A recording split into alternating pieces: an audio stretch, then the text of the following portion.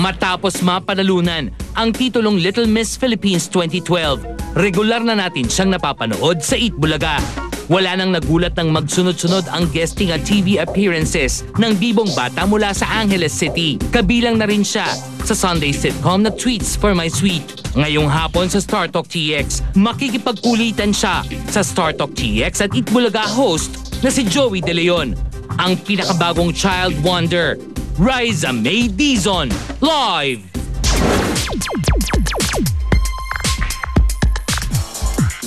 Hello, Riza May. Hello po!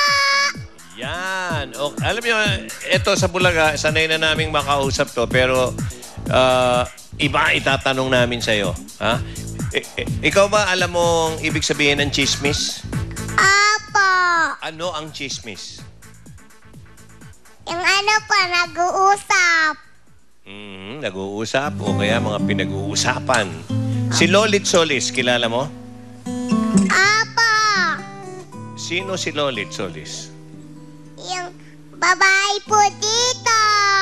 Anong itsura? Maganda o hindi? Maganda po. Hindi. Tandaan mo yan, ha? Hindi, maganda yun. Pagbalik nga nun, maganda na yun. Okay. Matapos kang manalo ng Little Miss Philippines, di ba nanalo ka? Apo. Ano ang susunod mong trabaho? Meron ka bang gagawin na trabaho pagkatapos kang nanalo ng Miss Little Miss Philippines? May gagawin ka? Kasi narinig ko kanina parang may show ka. Hindi mo alam? May... Alam ko po. O ano yung show na yun?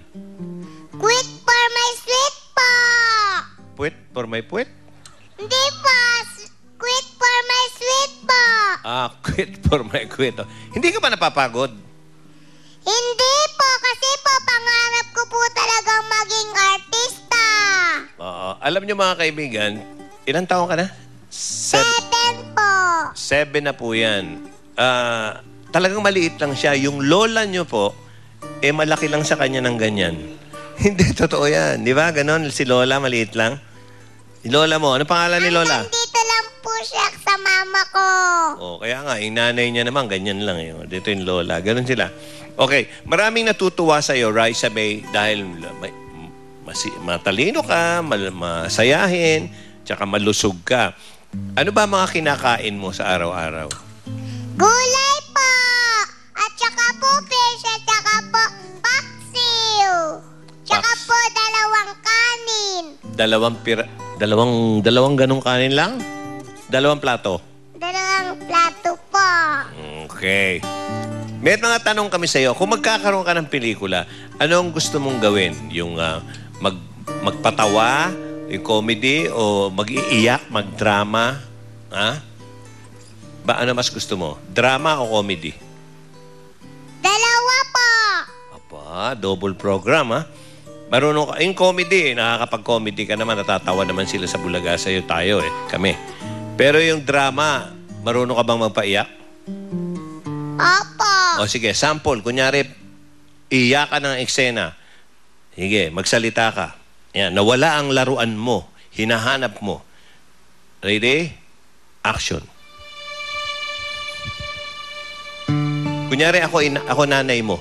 Ako ang nakawala ng laruan mo. Sige. Nanay, bawal niyo po ang laruan ko. Mahal ko po ang laruan ko.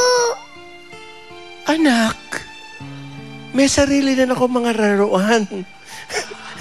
Pero pang matanda yun. Hindi ko ginagalaw ang laruan mo. Hindi ko alam kung saan napunta. Pero po yun ang paborito ko. Sandali lang, ano bang laruan ang hinahanap mo? Alin dun? Yung Barbie po. Barbie? Ay, hindi. Si Ken ang pinaglalaroan ko. Siyempre, lalaki. Hindi bale, bibili na lang tayo uli, anak. Huwag ka na umiyak. Opo. Okay ka na? Opo. Okay. Okay. Very good, O ngayon naman, action. Dadaling ka namin doon, tapos tatalong ka. Hindi. Eto ngayon, may mga pakikita kami sa mga litrato. Kasi showbiz show to tingnan natin, pag nakita mo yung picture, saan ba niya makikita? Ayan, ayan, dito. Makikita mo? Ayan, ayan. Pag nakita mo yung taong lumabas dyan na showbiz, na artista, ano ang una mong, kunyari nag-i-interview ka, yung parang ganito, ano una mong itatanong sa kanya? Ha? Okay? Tingnan natin, isa-isa ha? Okay ka na? Ready ka na? Opo. Yan, okay. First picture, sino yan? Uy, kilala mo yan? Opo, si Ate Marian. Ano ang question mo kay Marian? Ano tatanong mo una? Kamukha ko po siya. Oh, okay. O, tanongin mo na. Kunyari, ayan siya. Kunyari, buhay yan. Buhay. O, kanong, Marian. O, sige, tanongin mo. Anong question? Ate Marian, Mm. kamukha po kita. Ay, totoo yan. O, yan, sumagot. Sumagot. O, ano pa? Kailan ka Kailan ko po manganganak? Tanong mo. manganganak? Si Ding Dong kasi busy-busy. O, ayan, no? Sumasagot. Okay na. Okay, very good. Po. O, ito, susunod, ha? Interviewin mo agad, tanungin mo agad ng tanong. O, sige. Sino kaya yan? Next visitor, please. Ayan. Oy, wah. O, sige, tanungin mo. Anong question? Bossing, bunot na po kayo ng mananalo? Hindi. Sa Bulaga yan eh. Ikaw naman, kabisote ka eh. Okay. Tanungin mo. Meron ka bang... Tanong mo tungkol sa chicks. Yeah. Meron ka bang girlfriend? Tanong mo. Hindi. Meron po ba kayong boyfriend? Hindi. Salbahe ka, magagalit si Tito Vic. Girlfriend. Girlfriend? O, sige. Tanungin mo. O, ulit. Meron po ba kayong girlfriend? Correction. Girlfriends. O, yan. Sumasagot eh. O, next. Tingnan natin. Ito, galingan mo, ha? Nakakahiya, ha? O, ito. Ayan na po, mga kaibigan. Ang susunod natin, bisita para interview. Sino yan? Presidente po ng bayan. Bayan ng ano? Ng Pilipinas po. Ayun, kala ko San Roque. O, sige. Sige, anong tanong mo? Mag-isip ka ng tanong, yung mga hirap. Hi po, mabuhay po kayo. Hi. O, sige. Anong tanong mo? Kailan ka mag-aasawa? Tanong mo. Kailan po kayo mag-aasawa? Ano eh, tsaka na. Sige. Sige, tanongin mo ng sayo, galing sayo. Sige. Bakit ayaw niyo mag-asawa? Bakit ayaw niyo po mag-asawa?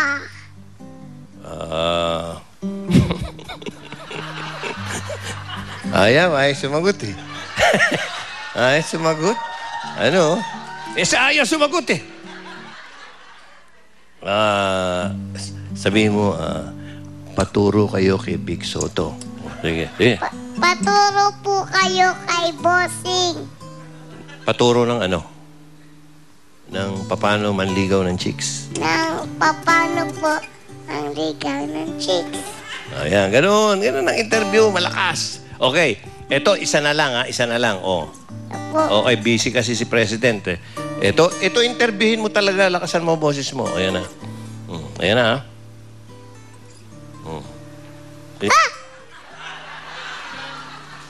Oh, bakit? Oh, interviewin mo na. Ano itatanong mo? Ba't po ganyan ang itsura niyo? Kayo po ba si Sige. Lolit Solit? Ano? Ano tanong mo sa kanya? Kayo po ba si Tita Lolit Solit? Aba, paano mo nalaman? Harbatan kita dyan. Kilala mo ba yan? Yan si Lilia. Lilia ang pangalan niyan. Kun. Ituloy mo. Lilia Kun. Lilia Cool. Oh, Kun ano? Cool. Lakas. Kun. Cool. Ta. Ta. O, tuloy mo. Isa na lang. Kunta. Kunta ano? Huwag na, baka yung mabaho pa masabi mo. Okay. Pai. Kuntapay. Oh, yan. Lilia Kuntapay. Magaling na artista yan. Pang-horror lang. Okay. Hindi si Lolit Solis yan, ha? Okay. O sige, promote mo na yung show mo. Imbitahan mo sila. Yung show mong bago. Sige, kahit siyang TV. O yun. Yung may ilaw. Manood po kayo araw-araw ng Eat Bulaga. O, yung isa, yung bago. At saka po yung, Sweet for my sweet. Okay. Tuwing linggo po. Bingo. Okay. Thank you, Raisa. Thank you po. Okay. At pasalamatan ng Star Talk, ang Design and Style, Home Furnishing, and Lily's Peanut Butter. At ang bida ng pelikulang Abraham Lincoln, Vampire Hunter. Makalain nyo. Na si Benjamin Walker ay nakakausap ni Ricky Lo. Okay, now showing yan. Okay. Sabihin mo, watch this. Tira, watch this. Sabihin mo. Watch this. Okay, watch this.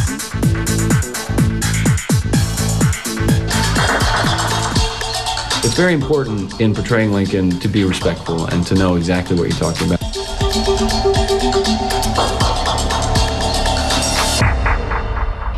Eksklusibong nakausap ng Star Talk TX host na si Ricky Lo, ang Hollywood actor na si Benjamin Walker, who plays the title role in the upcoming film Abraham Lincoln, Vampire Hunter.